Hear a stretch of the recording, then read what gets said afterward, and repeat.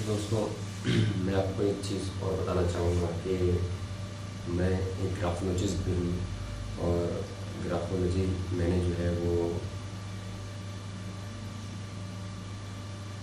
Government certified की हुई है। और ग्राफोलॉजी से हम किस ग्राफोलॉजी एक किस्म की साइंस है और इस साइंस से किस तरीके से हम फ़ायदा उठा सकते हैं और अपने दिमाग और रूह के बारे में जान सकते हैं, क्या इसमें बुरी चीज़ें मौजूद है। और इसके ऊपर सन 1622 से काम शुरू है और इस जर्मनी में और अमेरिका में इस पर बहुत सारा काम हुआ है कि ग्राफोलॉजी यानी आदमी की हैंड राइटिंग से किस तरीके से आदमी को पहचाना जाए। दोस्तों, जिस तरीके से हम लोग दिल का कार्डियोग्राम निकालते हैं यानी ईसीजी निकालते हैं, तो ईसीजी के अंदर दिल के बारे में बताया जाता है कि दिल किस तरीके से काम कर रहा है, धड़क रहा है। इस तरह का ग्राफ हमको मिलता है और वो ये कार्डियोग्राम हमको ये बताता है कि दिल की रफ्तार किस तरीके से चल रही है और दिल किस तरीके से हरकत कर रहा है, क्या दिल की हरकत बहुत ज़्यादा है या दिल की हरकत बहुत कम है। ये हमको ईसीजी से पता चलता है। तो साइंसदानों ने ये बताया कि जिस तरीके से हमारे दिमाग और जिस तरीके से हमारे दिल का ईसीजी लिया जा सकता है, उसी तरीके से हमारा जो रूह है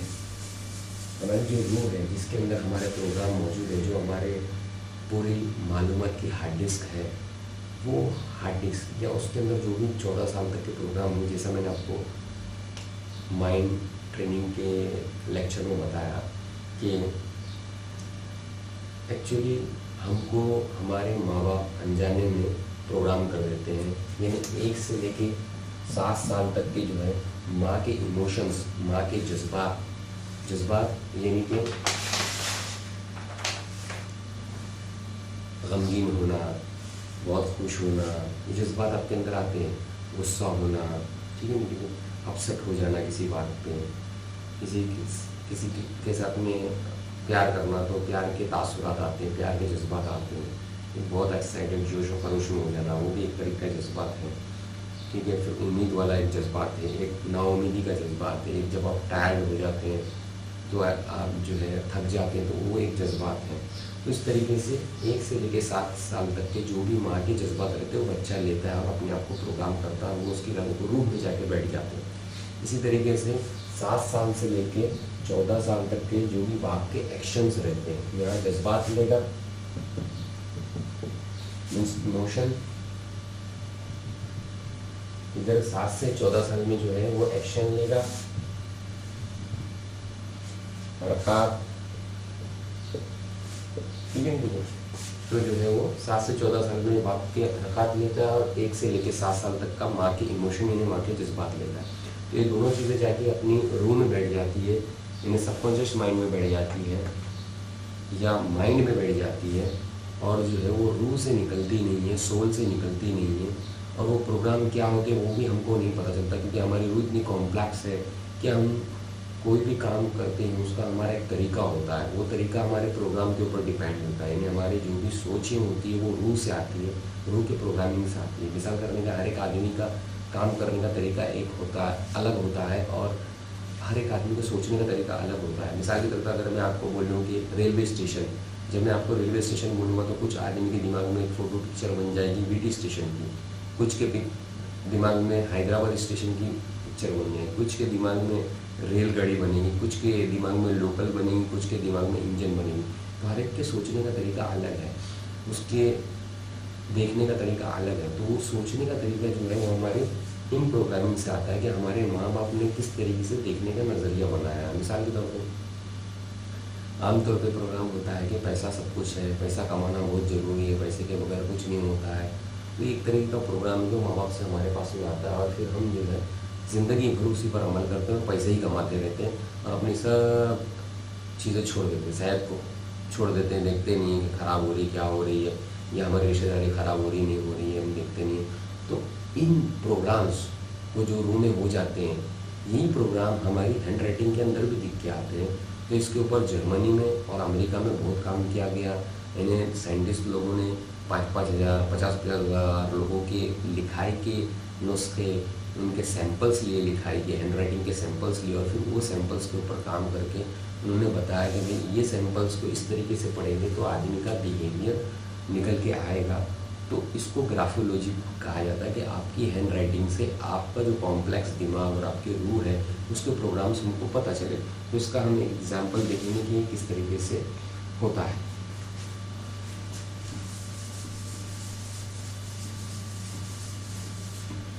सैंपल लेते वक्त में हम लोग 1.5 पेज का सैंपल लेते हैं और सैंपल लेते वक्त में हम लोग 2 पेजों पे सैंपल लेते हैं, एक रूल पेपर यानी लाइन वाले पेपर पे, एक बिना लाइन वाले पेपर पे।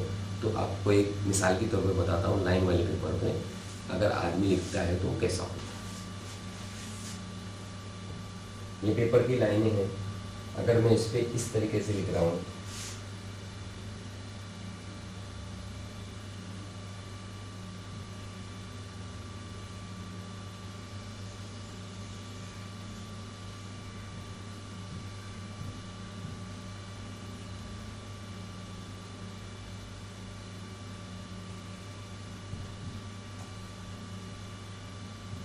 ठीक है, मैंने इस तरीके से कुछ भी लिखा तो ये जो लिखा है ये मेरी रूह की तरफ से आ रही है। यानी कि जब आप लिखते हैं तो आप हर एक का भी अलग रहता है, हर एक का जी अलग रहता है, हर एक का स्टाइल अलग रहता है। देखिए मैंने जब लिखा हूँ तो ये लाइन काटिंग करके लिखा हूँ। कुछ लोग रहते हैं जो लाइन के ऊपर लिखते हैं, ऐसा भी मैं लिख सकता था, ऐसा भी कुछ लोग लिखते हैं। ठीक है, तो ये जो भी इस तरीके से लिखता है इसके बारे में साइंटिस्ट लोगों ने पता लगाया है सैंपल से कि ये आदमी वो आदमी है जो कभी भी रूल तोड़ता नहीं है। जो भी सोसाइटी के रूल्स बनाए गए, जो भी घर के रूल्स बनाए गए, जो तोड़ता नहीं है लेकिन उसको एंजॉय करता है। मिसाल के तौर पे कंपनी ने एक रूल बनाई है कि हफ्ते में 1 दिन छुट्टी करना है, दिल की मर्जी तो करो नहीं तो नहीं करो, लेकिन ये आदमी हर हफ्ते छुट्टी करता है क्योंकि कंपनी ने रूल बनाई है और उसको रूल का फ़ायदा उठाता है। लेकिन अगर यही आदमी को ले लेंगे हम लोग कि जो लाइन को कटिंग कर रहा है, तो ये आदमी क्या करता है, ये साइंटिस्ट लोगों ने ये निकाला है सैंपल से कि ये आदमी वो आदमी है जो लाइन है ये रूल्स है और ये रूल को कटिंग कर रहा है। यानी रूल बने ही तोड़ने के लिए, यानी उसूलों को तोड़ने वाला है। तो इससे आप गलत मतलब नहीं लीजिए क्योंकि आपको इसकी पूरी थ्योरी नहीं पता है।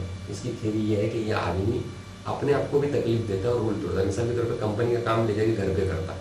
एक्चुअली कंपनी का काम कंपनी में करना है लेकिन वो उसको ले जाके घर पे भी करता है, वो रूल तोड़ता है और खुद को भी तकलीफ देता है। लेकिन ये कंपनी के भी रूल तोड़ता है। ये लेट जाना इसकी आदत होती है और कंपनी से थोड़ा बाहर निकल जाना किसी अपने काम से, ये इसकी आदत होती है। लेकिन इसकी अच्छी आदत एक ये कि ये कंपनी के लिए काफ़ी वक्त अपने घर पे भी देता है। तो जब हम लोग ऐसे आदमी को देखते हैं तो हम लोग ऐसे आदमी को बोलते हैं कि यार ख्याल करो और जो है कोई बड़े रूल मत तोड़ो जिससे आप तकलीफ में आ जाओ। तो ये तो एक बात है कि आदमी की एक हैबिट पता चली, लेकिन जब आप 1.5 पेज लिख के देते हो तो आपकी तकरीबन 15-20 हैबिट्स और उससे भी ज़्यादा आपका पूरा का पूरा कैरेक्टर आ जाता है, आपका पूरा का पूरा किरदार हमारे सामने आ जाता है। और वो किरदार फिर हम आपको बताते हैं कि भाई ये आपका किरदार है। आप बोलते हैं हाँ ठीक है सर ये हमारा किरदार है, तो हम उसमें से बताते हैं कि किरदार में से क्या चीज़ है जो आपकी ज़िंदगी की 3 हालत को मुश्किल में डाल रही है। और वो 3 हालत जो मैं और काफ़ी साइंटिस्ट ने इसके ऊपर रिसर्च करने के बाद में निकाला कि आदमी की ये 3 हालत अगर अच्छी हो जाए तो आदमी खुशहाल है और आदमी बेस्ट ऑफ द बेस्ट है। तो वो क्या है, वो है हेल्थ, वेल्थ, रिलेशनशिप। ठीक है, हेल्थ, वेल्थ, रिलेशनशिप। अब ऐसा आदमी जो है जो रूल तोड़ता है वो आदमी की हेल्थ भी तकरीबन ठीक नहीं रहती, वो मुख्तलिफ बीमारी से 2-4 रहता है। वेल्थ के मामले में रहता है कि अगर जो है रूल तोड़ रहा है तो रूल तोड़ के जो है ये दौलत भी कमा सकता है, तो उसकी वेल्थ तकरीबन ठीक ही रहती है। और रिलेशनशिप के अंदर ये रहता है कि रिलेशनशिप ज़्यादा करके कम और ज़्यादा इसकी अच्छी नहीं रहती है क्योंकि ये रूल तोड़ता है और रूल तोड़ने की वजह से रिलेशनशिप जो सामने वाला रहता है वो जो है वो इससे नाराज़ हो जाता है। और इसकी एक कैरेक्टर ये भी आती है कि ये अपनी मर्जी से जीता है, यानी मैं मेरे हिसाब से जीऊँगा, जिसको समझना समझो और मेरे साथ में जो है जैसा भी है बिहेव करे। तो ये आदमी इस वजह से जो इसके रिलेशनशिप भी लोगों से ख़राब होती है। अब ये जब चीज़ें हमारे सामने आती तो हम आदमी को बताते हैं कि देखो आपका जो माइंडसेट है, आपकी जो सोच है, आपकी जो नफ्सियात है, आपका जो साइकोलॉजी, आपके सोचने का अंदाज़ है, वो इस टाइप से इसमें 30 चीज़ें हमको मिली हुई हैं। तो क्या आपका ये वाकई ये सोचने का अंदाज़ है? तो बोलता है हाँ सर मेरा सोचने का अंदाज़ यही है और मुझे ये प्रॉब्लम है, मुझे 3 प्रॉब्लम है। मिसाल के तौर पे मेरी जॉब हमेशा नहीं रह पाती है, ठीक है। दूसरा मेरे रिलेशनशिप बहुत ख़राब है और तीसरा मेरी हेल्थ में प्रॉब्लम है। तो हम उसको बताते हैं कि देखो आपके ये हैबिट्स ख़राब हैं और इन हैबिट्स को आप तब्दील करोगे तो आपकी बहुत सारी प्रॉब्लम सॉल्व हो जाएगी। तो आपको भी जब भी कोई प्रॉब्लम पेश आती है जो आप समझते हैं कि आप उसको नहीं समझ पा रहे, तो आप हमारे पास में आ सकते हैं और आप ग्राफोलॉजी की तरह ज़रिए हमसे जो है वो काउंसलिंग करा सकते हैं। हम ग्राफोलॉजी के ज़रिए से काउंसलिंग करते हैं।